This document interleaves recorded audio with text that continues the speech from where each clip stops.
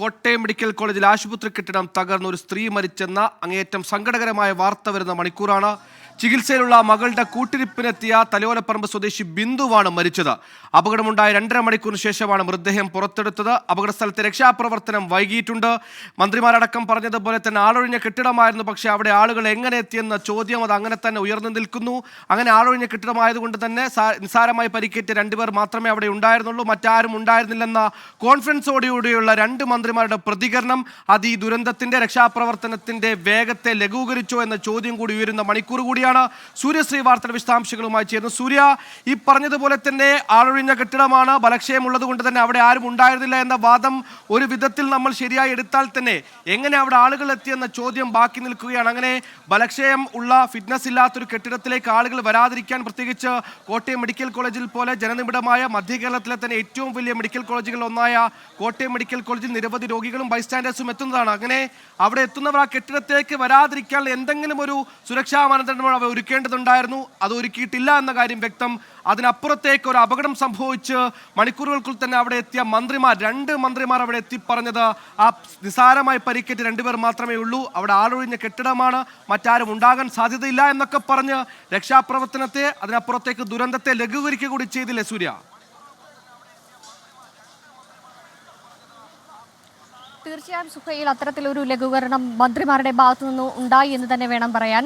ഇത്തരത്തിൽ കോട്ടയം മെഡിക്കൽ കോളേജിലെ 14ാം വാർഡിലുള്ള ortho surgery വിഭാഗത്തിലാണ് ഇത്തരത്തിൽ വലിയൊരു അപകടമുണ്ടായിരുന്നത്. ഇവിടുത്തെ പ്രവർത്തനക്ഷമമല്ലാത്ത ശുചിമുറിയോട് ചേർന്ന ഭാഗത്താണ് അപകടമുണ്ടായതെന്നാണ് അധികൃതരെല്ലാം തന്നെ നൽകിയ വിവരം. എന്നാൽ പോലും ഇത്തരത്തിൽ ഈ കെട്ടിടം സ്ഥിതി ചെയ്യുന്ന താഴത്തെ നിലകളിലെ അത്യാഹിത വിഭാഗങ്ങളുടെ സർജറി കഴിഞ്ഞ രോഗികളടക്കം തന്നെ ഉപയോഗിക്കുന്ന ശുചിമുറികളുടെ ഒരു ഭാഗത്താണ് ഇത്തരത്തിൽ അപകടമുണ്ടായിരിക്കുന്നത്. ഇത്തരത്തിൽ തന്നെ മകളുടെ ചികിത്സയ്ക്കായി എത്തിയ ഒരു സ്ത്രീ, ബിന്ദു എന്ന തലയോലപ്പറമ്പ് സ്വദേശിയായ ബിന്ദു എന്ന സ്ത്രീക്കാണ് ഇത്തരത്തിൽ അതിദാരുണമായ കോട്ടയം മെഡിക്കൽ കോളേജിൽ ഈ പറഞ്ഞതുപോലെ തന്നെ പഴയ കെട്ടിടം തകർന്നു വീണ് ഒരു സ്ത്രീ മരിച്ചിരിക്കുന്നു. തലയോലപ്പറമ്പ് സ്വദേശി ബിന്ദുവാണ് മരിച്ചത്. മകളുടെ കൂട്ടിരിപ്പിന് അവിടെ എത്തിയ ബിന്ദുവിന്റെ ജീവനും പൊലിഞ്ഞതിൽ ഉത്തരവാദികളാരെന്ന ചോദ്യം ഉയരുന്നു. പറഞ്ഞതുപോലെ പുതിയ കെട്ടിടമുണ്ട്, അങ്ങോട്ടേക്ക് എല്ലാവരും ഷിഫ്റ്റ് ചെയ്തു എന്ന് പറയുമ്പോഴും പഴയ കെട്ടിടത്തിൽ എങ്ങനെ ആളുകൾ എത്തിയെന്ന ചോദ്യം ബാക്കി.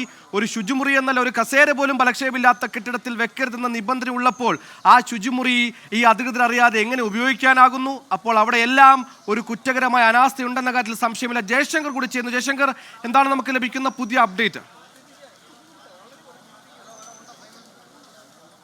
അതായത് സുഹേലെ, ചണ്ടിയുമ്മൻ ഉൾപ്പെടെയുള്ള UDF നേതാക്കൾ നിലവിൽ ഈ അപകടമുണ്ടായ സ്ഥലം നിലവിൽ സന്ദർശിച്ചുകൊണ്ടിരിക്കുകയാണ്. ഹിറ്റാച്ച് ഉപയോഗിച്ചുകൊണ്ട് ബിൽഡിങ്ങിൻ്റെ തകർന്ന ഭാഗമൊക്കെ മാറ്റി ശരിയാക്കാനുള്ളൊരു ശ്രമം മറുഭാഗത്ത് നടക്കുന്നുണ്ട്. നമുക്ക് ആ ദൃശ്യങ്ങൾ കാണാം. ഒപ്പം തന്നെ UDF നേതാക്കൾ ഇവിടെ സന്ദർശിക്കുന്നു. ഈ കാര്യങ്ങളൊക്കെ തന്നെ പൊതുവിൽ നിലവിൽ വിലയിരുത്തിക്കൊണ്ടിരിക്കുകയാണ്. ഈ അപകടവുമായി ബന്ധപ്പെട്ട് നിലവിൽ ഒരു തലയോലപ്പറമ്പ് സ്വദേശിനിയുടെ മരണം സ്ഥിരീകരിക്കുന്നുണ്ട്. ഈ അപകടം 10 മണിയോടെയാണ് നടക്കുന്നത്. ആദ്യഘട്ടത്തിൽ സ്ഥലത്തെത്തിയ മന്ത്രിമാരുൾപ്പെടെ പറഞ്ഞത് 2 പേരാണ് ഉണ്ടായിരുന്നത്. ആ 2 പേരെയും രക്ഷിച്ചു എന്നാണ്. പക്ഷേ പിന്നീട് മണിക്കൂറുകൾക്ക് ശേഷമാണ് ഒരാൾ ഇതിനുള്ളിൽ കുടുങ്ങിക്കിടക്കുന്നെന്നോ ഒരു വിവരം ലഭ്യമാവുന്നത്. പിന്നീട് നടത്തിയ പരിശോധനയിലാണ് ഇത്തരത്തിൽ അവസാനമായി കുടുങ്ങിക്കിടന്ന ഈ മരണപ്പെട്ട ടോബി ജോൺസണിലേക്ക് ജയശങ്കർ തിരികെ വരാം. ടോബി ജോൺസൺ കൂടി നമ്മോടൊപ്പം ചെയ്യുന്നു. ടോബി, എന്താണ് നമുക്ക് ലഭിക്കുന്ന ഏറ്റവും പുതിയ അപ്ഡേറ്റുകൾ? ഈ പറഞ്ഞതുപോലെ കുറ്റകരമായ അനാസ്ഥയുടെ നേർസാക്ഷ്യം കൂടിയാവുകയാണ് തലയോലപ്പറമ്പ് സ്വദേശി ബിന്ദുവിന്റെ മരണം. വിശദാംശങ്ങൾ?